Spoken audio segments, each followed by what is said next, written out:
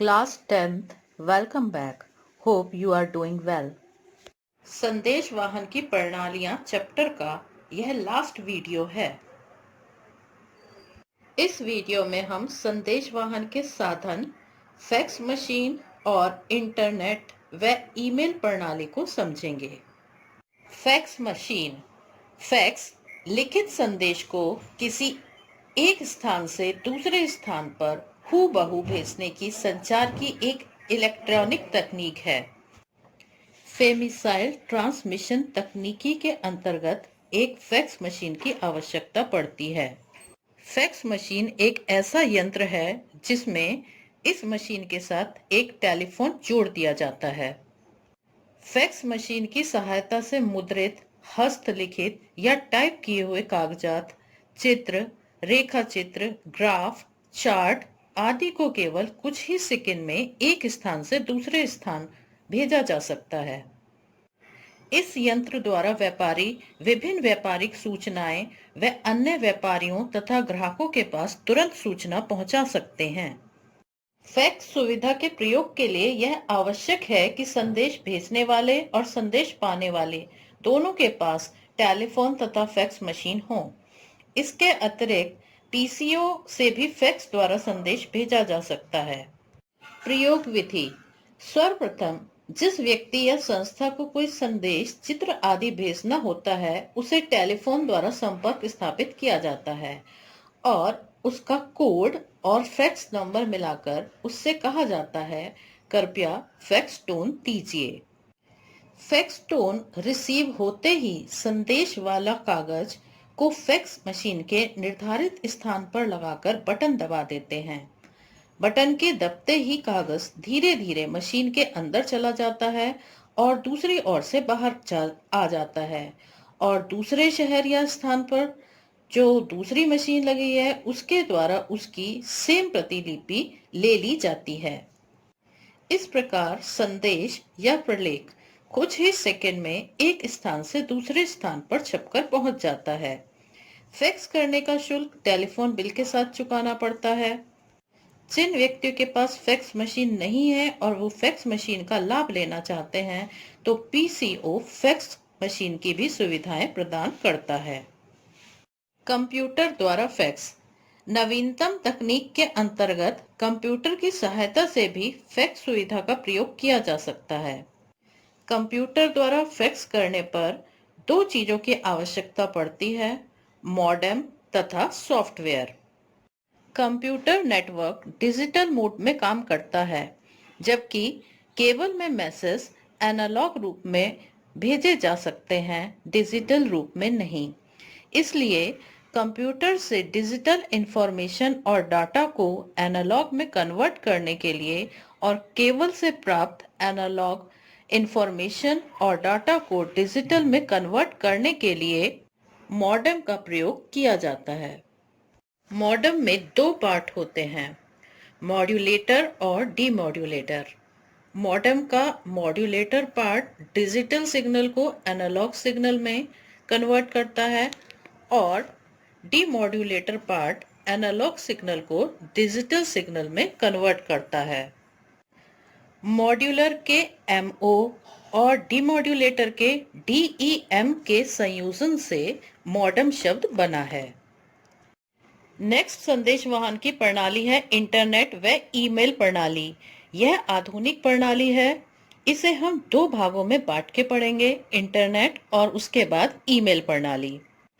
Internet या अंतरजाल, हिंदी में से अंतरजाल बोलते हैं, इसका जन्म या इसकी खोज अक्टूबर 1971 में अमेरिकी इंजीनियर रे टॉमलिंसन द्वारा की गई थी। इंटरनेट क्या है? इंटरनेट मूल रूप से कंप्यूटरों का एक जालक्रम मीन्स नेटवर्क है, जिसमें दुनिया के समस्त कंप्यूटर एक दूसरे से जुड़ जाते हैं। इसके माध्यम से किसी भी कंप्यूटर की सूचना या इंफॉर्मेशन दूसरे कंप्यूटर पर पढ़ी जा सकती है और समझी जा सकती है। यह ज्ञान का एक अद्भुत स्रोत है। आज कोई भी ऐसा विषय नहीं है जिस पर इंटरनेट आपको नवीनतम सूचना नहीं दे सके। इंटरनेट के लिए आवश्यक उपकरण। इंटरनेट के लिए सबसे पहले आपके पास पीसी यानी पर्सनल कंप्यूटर होना चाहिए, मॉडेम संचार माध्यम होना चाहिए। आजकल वायरलेस तकनीक यानी फाइबर केबल द्वारा आप इंटरनेट की सुविधा ले सकते हैं, या टेलीफोन में आप सिम द्वारा भी इंटरनेट ले सकते हैं। अगर आप टेलीफोन सिम द्वारा लेते हैं तो आपको मॉडेम और पीसी की जरूरत नहीं है, क्योंकि आप कोई भी सूचना अपने टेलीफोन में भी देख सकते हैं। उसके बाद इंटरनेट सॉफ्टवेयर यानी वेब ब्राउज़र चाहिए। वेब ब्राउज़र सूचनाओं को खोजने का काम करते हैं, जिसमें गूगल क्रोम प्रमुख है। इसके अलावा ओपरा, मेजोरोला फॉक्स प्रो, इंटरनेट एक्सप्लोरर और सफारी, ये सभी वेब ब्राउज़र हैं। और लास्ट है इंटरनेट सर्विस प्रदाता, जिस कंपनी का आप इंटरनेट यूज कर रहे हैं। इंटरनेट के प्रयोग या इंटरनेट द्वारा प्राप्त सुविधाएं। तो इंटरनेट हमें कौन कौन से सुविधाएं प्रोवाइड करता है? नंबर 1, ईमेल के द्वारा पलों में विश्व के किसी भी कोने से जो इंटरनेट से जुड़ा है डाक का आदान प्रदान हो जाता है। हम नौकरी की तलाश भी इंटरनेट के माध्यम से कर सकते हैं। किसी भी सभा के अधिवेशन में भाग ले सकते हैं। आजकल गूगल मीट, जूम आदि सॉफ्टवेयर में भी मीटिंग जो है अटेंड की जाती हैं। व्यापार तथा क्रय विक्रय, जिसे आप ऑनलाइन शॉपिंग कहते हैं, इसे हम ई कॉमर्स भी बोलते हैं। समूचे विश्व के समाचार छपते ही पढ़ना। प्रत्येक न्यूज़पेपर आजकल ऑनलाइन छपता है, जिसे ई न्यूज़पेपर कहा जाता है। ई न्यूज़पेपर छपते के साथ ही पढ़ने के लिए मौजूद होता है। इंटरनेट आजकल शिक्षा अर्जन का एक बड़ा माध्यम बना हुआ है। नए नए विषय सीखना, कोई विदेशी भाषा सीखना, खाना बनाना सीखना, डांस सीखना, बहुत सारे जो शिक्षाप्रद प्रोग्राम चलते हैं इंटरनेट पे, गूगल पे, यूट्यूब पे, जिसे कोई भी व्यक्ति कभी भी किसी भी समय कोई भी चीज सीख सकता है। पुस्तकालयों का प्रयोग तथा शोध कार्य। आजकल अधिकतर पुस्तकालय ई लाइब्रेरी में कन्वर्ट हो चुके हैं। वहां उपस्थित सभी पुस्तकें ऑनलाइन रहती हैं। कोई भी शिक्षार्थी किसी भी पुस्तक को ऑनलाइन देख सकता है और अपना शोध कार्य कर सकता है। इसके लिए शोधार्थी से बहुत कम शुल्क लिया जाता है और बहुत सी लाइब्रेरी जो है वो फ्री भी होती हैं। किसी भी स्थान के विषय में विस्तृत जानकारी आप प्राप्त कर सकते हैं। सिनेमा, संगीत और खेलों के माध्यम से मनोरंजन कर सकते हैं। अपने शहर में बैठे हुए किसी दूसरे शहर के डॉक्टर से कंसल्ट कर सकते हैं। इसे टेलीमेडिसिन कहते हैं। अपनी आप रिपोर्ट्स वगैरह आप ऑनलाइन सेंड कर दें, डॉक्टर उसको रिपोर्ट्स को देखेगा और अपना प्रिस्क्रिप्शन लिख के वो भी आपको ऑनलाइन भेज देगा। इसके अलावा कंप्यूटर्स के ऑनलाइन जुड़ जाने से अकाउंटिंग सॉफ्टवेयर का व्यापक प्रयोग संभव हो चुका है। किसी संस्था पे अगर अकाउंटिंग डिपार्टमेंट में 5 या 7 व्यक्ति कार्य करते हैं तो वे ऑनलाइन एक साथ जुड़े रहकर एक टीम बनाकर कंप्यूटर्स पे काम कर सकते हैं। भारत में सर्वाधिक प्रयोग किए जाने वाले अकाउंटिंग सॉफ्टवेयर टैली है। वर्ल्ड वाइड वेब, शॉर्ट में WWW, सूचनाओं का ऐसा भंडार है जिसमें प्रत्येक विषय पर प्रत्येक संदर्भ की विस्तृत सूचना उपलब्ध रहती है। परंतु WWW यानी वर्ल्ड वाइड वेब के प्रयोग के लिए किसी ब्राउजर की आवश्यकता पड़ती है। इंटरनेट की सीमाएं या दोष। इंटरनेट के अधिकाधिक प्रयोग से कुछ बुराइयों की संभावना बढ़ती जा रही है, जैसे भावहीन संस्कृति, व्यक्तिगता की हानि, एक नीरस कार्य, बेरोजगारी में वृद्धि। कंप्यूटर एक व्यक्ति का कार्य नहीं करता, वह कई सारे व्यक्तियों का एक साथ कार्य कर देता है, जिससे बहुत से व्यक्ति बेरोजगार हो रहे हैं।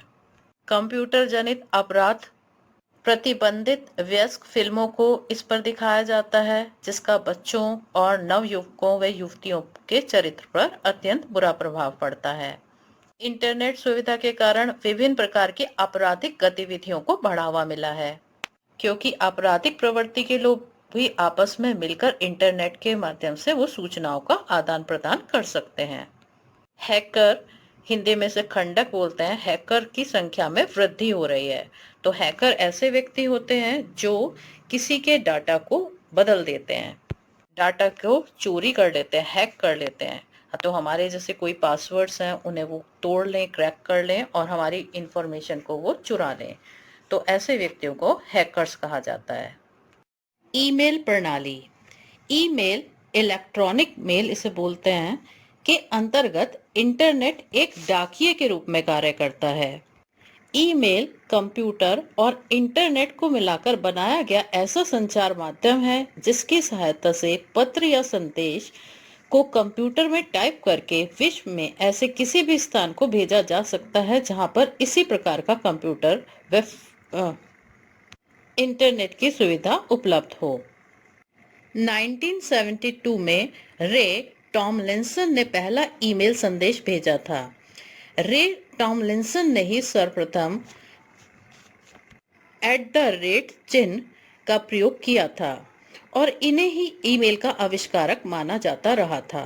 परंतु 30 अगस्त 1982 को अमेरिकी सरकार ने भारतीय मूल के अमेरिकी वैज्ञानिक और इंजीनियर V.A. शिवा, वेलियप्पा अय्यादुरई शिवा को आधिकारिक रूप से ईमेल की खोज करने वाले के रूप में मान्यता दी। ईमेल के दो भाग होते हैं। पहला होता है पता, एड्रेस, क्योंकि जिस भी व्यक्ति को हमें ईमेल भेजनी है उसका एड्रेस हमें ज्ञात होना चाहिए। यह दो भागों से मिलकर बना होता है, यूजर नेम और डोमेन नेम। यूजर नेम अपने आप डिसाइड करते हैं और उसके बाद डोमेन नेम, जिस भी आप मेल पर आप अपना अकाउंट बनाते हैं, डोमेन नेम उसी का नेम होता है। अगर आप जीमेल पर अकाउंट बनाते हैं तो @gmail.com लिखा जाता है। इसके अलावा Hotmail, Yahoo, Outlook, Rediff mail पर भी आप अपने अकाउंट बना सकते हैं। दूसरा भाग होता है संदेश। जो भी मैसेज आपको भेजना होता है वह संदेश वाले भाग में आप लिखते हैं। एड्रेस और संदेश ये दोनों कंबाइन करके आपका ईमेल बनता है। फैक्स मशीन, फैक्स लिखित संदेश को किसी एक स्थान से दूसरे स्थान पर हूबहू भेजने की संचार की एक इलेक्ट्रॉनिक तकनीक है। फेमिसाइल ट्रांसमिशन तकनीकी के अंतर्गत एक फैक्स मशीन की आवश्यकता पड़ती है। फैक्स मशीन एक ऐसा यंत्र है जिसमें इस मशीन के साथ एक टेलीफोन जोड़ दिया जाता है। फैक्स मशीन की सहायता से मुद्रित, हस्तलिखित या टाइप ईमेल के लाभ। यह संदेश वाहन का अत्यंत तीव्रगामी साधन है। एक ईमेल पत्र या संदेश कुछ ही सेकंड में विश्व के किसी भी कोने में पहुंचाया जा सकता है। यह डाक के आदान प्रदान का अत्यंत सस्ता साधन है। इस व्यवस्था में ईमेल प्रेषक के धन और समय की बचत हो जाती है। ईमेल द्वारा प्रेषक अपने संदेश को प्राप्तकर्ता को सीधे प्रेषित कर सकता है, यानी डायरेक्ट होता है, बीच में किसी अन्य साधन की आवश्यकता नहीं होती। और अगर किसी लिखित संदेश में कोई भी प्रॉब्लम है उसे तुरंत साथ ही सुधार कर सकता है, उसमें परिवर्तन कर सकता है। व्यापारिक जगत में भी ईमेल द्वारा माल मंगाने का आदेश दिया जा सकता है और भुगतान करने के लिए क्रेडिट कार्ड माध्यम चुना जा सकता है। तो उसके लिए अगर हमें कोई इन्फॉर्मेशन है या लेटर्स हैं वो हम ईमेल के माध्यम से भेज सकते हैं। कि हम पेमेंट किस माध्यम से करेंगे ये जानकारी हम आपस में ईमेल के द्वारा जुटा सकते हैं। व्यावसायिक क्षेत्र में ईमेल तकनीक अत्यंत उपयोगी सिद्ध हो रही है। इसकी सहायता से व्यवसायियों, क्षेत्रीय कार्यालयों, वितरकों, एजेंटों आदि को विपणन, कीमतों में परिवर्तन आदि से संबंधित सूचनाओं का शीघ्रता से प्रेषण किया जा सकता है। शिक्षा, अनुसंधान, वैज्ञानिक खोजों आदि से संबंधित सूचनाओं को तीव्रता से विश्व के किसी भी कोने में भेजा जा सकता है। ईमेल की सहायता से विश्व के किसी भी कोने के चिकित्सक से सलाह मशविरा किया जा सकता है। ईमेल द्वारा वीडियो, संगीत, चित्र आदि को भी प्रेषित किया जा सकता है। ईमेल के दोष। कंप्यूटर, इंटरनेट सुविधा तथा ईमेल सुविधा के अभाव में संदेश वाहन के इस साधन का प्रयोग नहीं किया जा सकता। अर्थात हमारे पास इंटरनेट सुविधा होनी चाहिए, अगर कंप्यूटर नहीं है तो उसकी जगह मोबाइल फोन होना चाहिए और हमारा ईमेल पर अकाउंट खुला होना चाहिए। जो व्यक्ति संदेश भेजना चाह रहा है उसका भी और जिसके पास संदेश भेजा जाना है उसका भी। ईमेल के माध्यम से कोई मुद्रा, पुस्तक आदि को भौतिक वस्तु के रूप में नहीं भेजा जा सकता, यानी कोई भी वस्तु भौतिक रूप में नहीं भेजी जा सकती। ईमेल के अंतर्गत अधिकांश संदेश प्रेषक यानी जो संदेश भेजते हैं वो भाषा और व्याकरण पर कम ध्यान देते हैं, जिससे उनका भाषा पर जो प्रभाव है वो कम हो जाता है और उनकी खुद से अपनी भाषा पर पकड़ भी कमजोर पड़ जाती है।